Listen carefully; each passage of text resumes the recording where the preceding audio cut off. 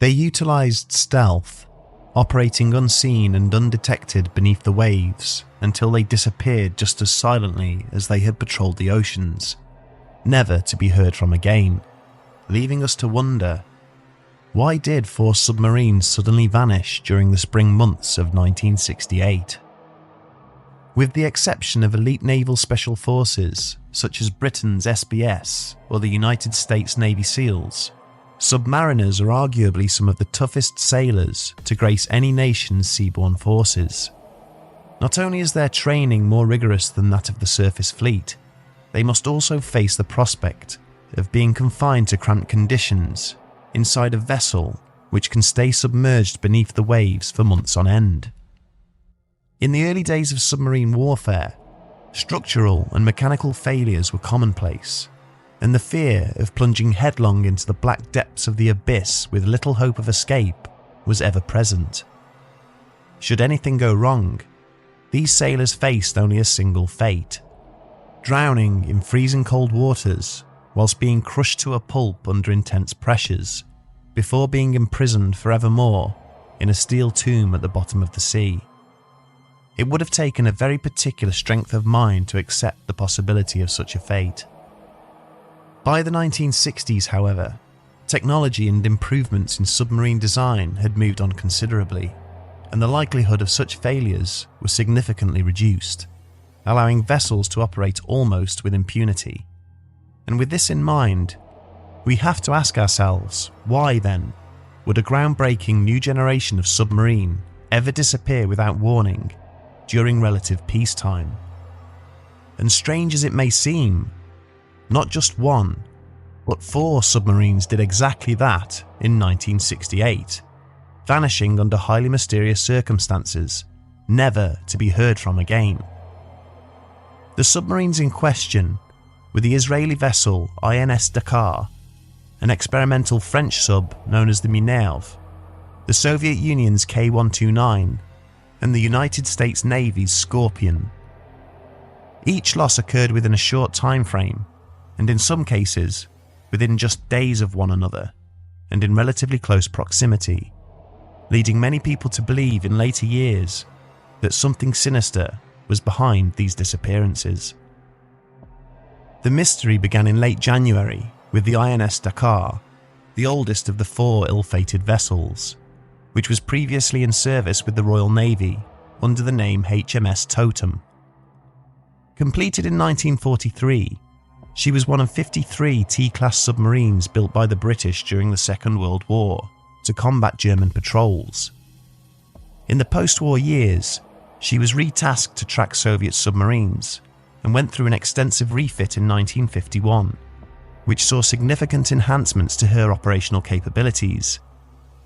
By 1965, however, the Royal Navy was looking to replace its aging submarine fleet and sold the Totem to Israel, where she was redesignated INS Dakar.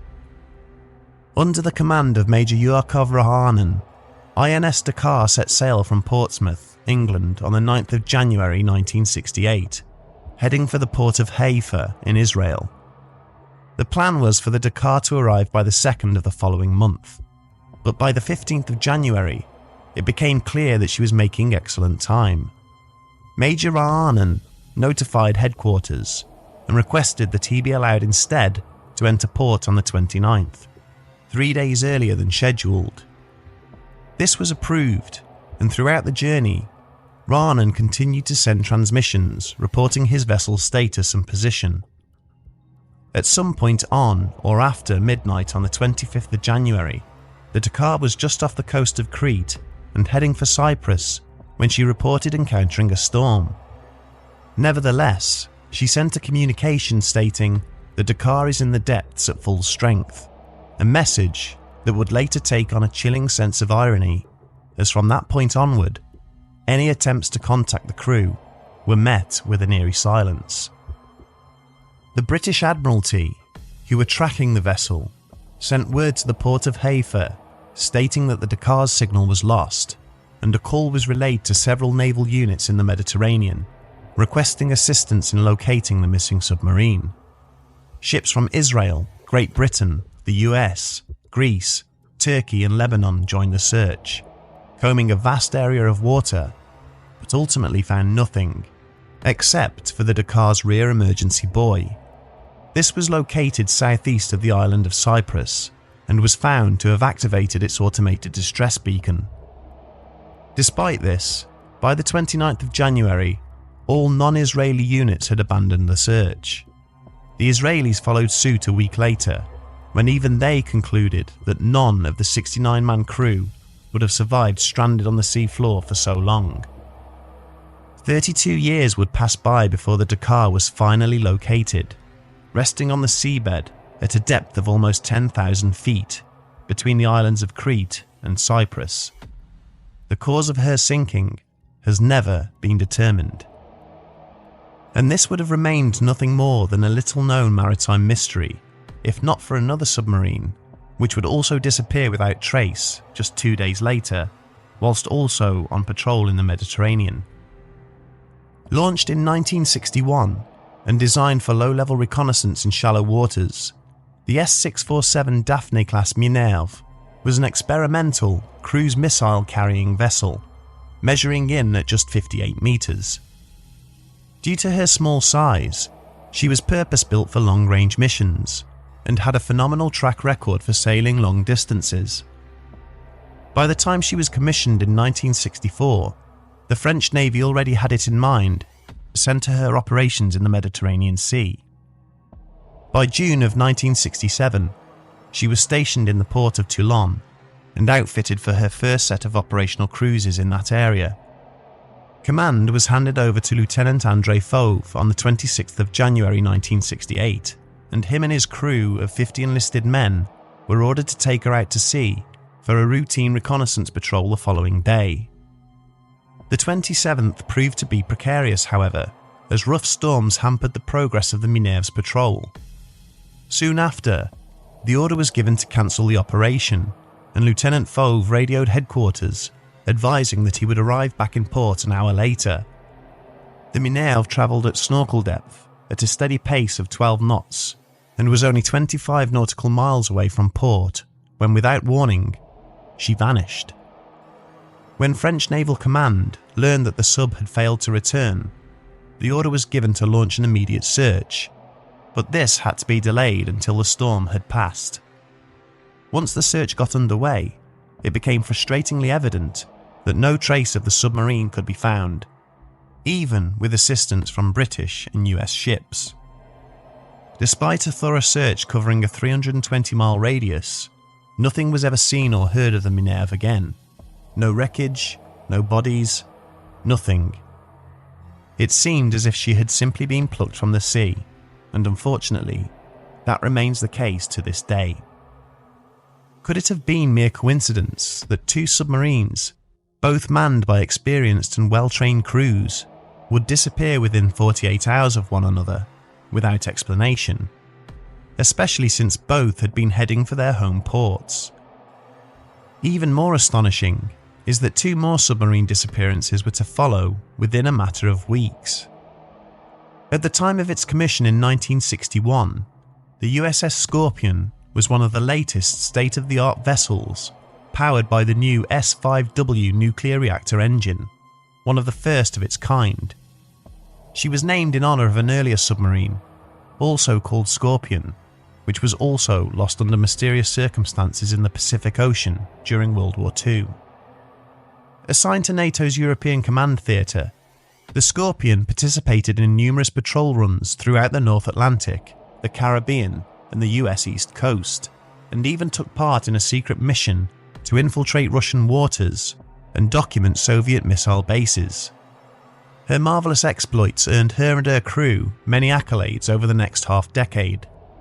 However, 6 years is a long time in submarine warfare, and by 1967, she was beginning to show signs of wear and tear. In February that year, she slipped back to her home port in Norfolk, Virginia, to get a full overhaul, but strangely, she underwent only minimal repairs to her hull and engine. She then received new orders in October to set sail for the Mediterranean Sea, to patrol waters close to where the Dakar would be lost a few months later. Now sailing under a new captain, Commander Francis Slattery, the Scorpion passed Gibraltar in February 1968, operating with the US 6th Fleet. But whilst there, she suffered a series of mechanical problems. Severe leaks broke out in both the Freon coolant system and the aft escape trunk, the latter of which resulted in an electrical fire, which forced the sub to reduce its speed and sail at the safe depth of 500 feet. It was soon discovered that the Scorpion was suffering from structural malfunctions as a result of incomplete modifications, which by May 1968 meant that she had to sail back to Norfolk for further repairs. On the 12th of May, she docked at Naval Station Rota, Spain, to drop off 2 crew members, before heading back out into the Atlantic 3 days later, providing escort to the ballistic missile sub USS John C. Calhoun, which was being tracked by Soviet submarines at the time. After safely delivering her charge to the Azores, Slattery was then ordered to make a speedy return to Norfolk on the 21st of May. Sometime after midnight on the 22nd, however, Slattery sent a message back to base, informing his superiors that he had sighted Soviet ships operating along his route and was moving to observe them. This would be the last time anyone heard from the USS Scorpion. There was no immediate concern for the first 48 hours, but after 6 days without word, the US Navy declared the Scorpion missing and ordered an extensive search. A number of ships from Great Britain, Spain, Greece and the US took part, some of them having also assisted in trying to locate the Dakar and the Minerve. But even with this added help, the Scorpion could not be found. On the 5th of June, the Navy declared her lost at sea and struck her name from its register of active submarines. It would not be until October 1968 that she was finally located on the sea floor, beneath 10,000 feet of water, some 500 miles southwest of the Azores. The US Navy carried out extensive analysis of the wreckage, but the cause of her sinking is still not fully understood. Despite having occurred more than half the world away, there are theories that suggest the sinking of the USS Scorpion may in fact have been linked to the disappearance nearly 3 months earlier of another sub, the Soviet Union's K-129. Because Soviet documents of the K-129 were misplaced or are unavailable, we do not know what her actual orders were, but we do know that she was a nuclear-powered submarine built for long-distance endurance missions with a proven track record of 2 70-day-long tours at sea. Completed in 1960 and carrying a crew of 83, she was outfitted with 4 long-range 1-megaton ballistic missiles and could travel at speeds of 17 knots per hour submerged, a very fast speed for the time. Largely operating in the North Pacific Ocean, K-129 was one of the Soviet Navy's prized submarines and had been ordered to patrol American naval zones around Hawaii. On the 24th of February, K-129 was ordered to commence her 3rd tour of duty and conduct a series of diving tests. After completing these tests, she made for the open sea and sent back status updates on a regular basis.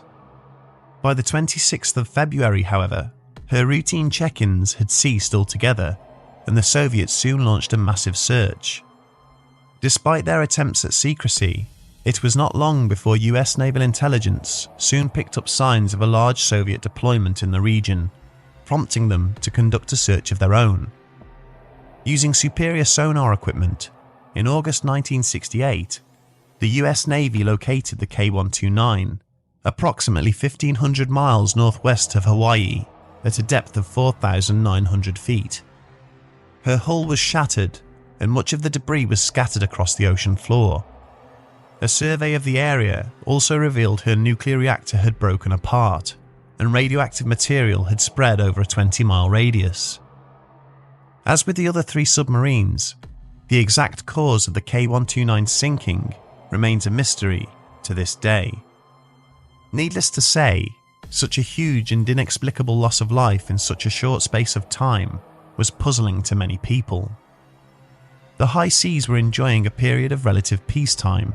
Yes, the Cold War was in full swing, and US troops were on the ground in Vietnam, but there were very few, if any, engagements between maritime forces during this time.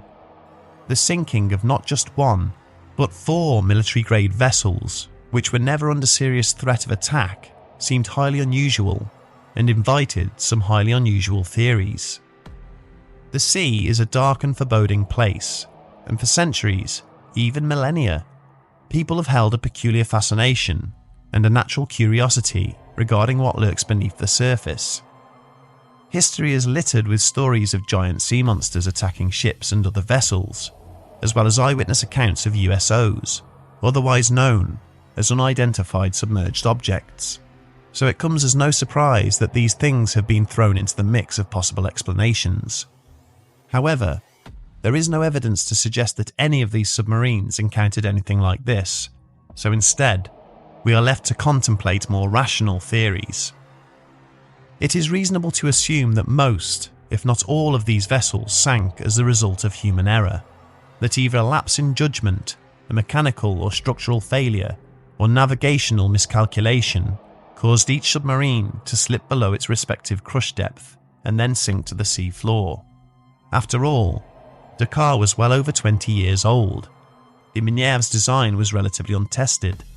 The Scorpion was both structurally and mechanically unstable, and the K129 was more than likely in the wrong place at the wrong time. Perhaps the loss of all 4 of them within the same year is nothing more than a tragic coincidence. Despite this, some theories regarding hostile action persist. Israel's diplomatic relations with her neighbours were extremely tense at the time, and outside interference could not be entirely ruled out. The Dakar sank just 6 months after Israel's victory over Egypt in the Six-Day War. During that same conflict, Israeli fighter planes had attacked the USS Liberty, and some theorised that the US Navy had in fact sunk the Dakar in retaliation. Others believed the Soviet Union, an ally of the Arab nations defeated by Israel, may have had the vessel intercepted and the whole crew captured. Soviet submarines were known to operate in the Mediterranean, and interestingly, the Dakar may have been a specific target for the Soviets due to her past service with the Royal Navy. Years earlier, as HMS Totem, she had carried out manoeuvres to blockade Soviet ports in the Baltic Sea, as the British attempted to counter the growing threat from the Soviet Union's submarine fleet during the Cold War. And finally, in 1970, Egyptian news media made the claim that the Dakar had actually been sunk in a depth charge attack by one of its navy's mine trawlers, though this claim was never substantiated and was dismissed entirely by the international community. Whilst the Minerve was suspected to have disappeared due to an accident or malfunction, the same cannot be said with 100% certainty for the USS Scorpion and Soviet K129. As previously mentioned, there are theories to suggest that although the 2 vessels were nowhere near each other at the time of their sinking, their loss may in fact be related. In his book Scorpion Down, Ed Offley hypothesized that the Soviet flotilla the Scorpion had tailed prior to her disappearance was in fact responsible for her sinking, and that it had been given secret information detailing where she would be. Offley even pointed out that at the time there was a Soviet spy ring within the US Navy, led by the turncoat spy John Anthony Walker, who informed the KGB and the Soviet Navy that the Scorpion would be making her way home via the Azores. Using this information, the flotilla is believed to have engaged and destroyed the sub. Another book, All Hands Down by Kenneth Sewell, also suggested that the US Navy and the Soviet fleet learned of this fact shortly afterwards, and then agreed to cover it up in an attempt to keep tensions from exploding into a full-blown confrontation. This theory therefore suggests that incidents such as this were commonplace throughout the Cold War, and that numerous attacks took place on a regular basis, all of which may have been covered up to avert an all-out nuclear war. Whilst officially, Soviet Naval Command stated that it never once issued a fire order to any of its operational submarines, many claims by both US and British Royal Navy commanders suggest otherwise, and theories abound that the USS Scorpion may in fact have been a trade-off casualty for the sinking of the K129 a few months earlier. Many high-level Soviet commanders believed that another US sub had encountered and engaged the K-129 in the waters off Hawaii.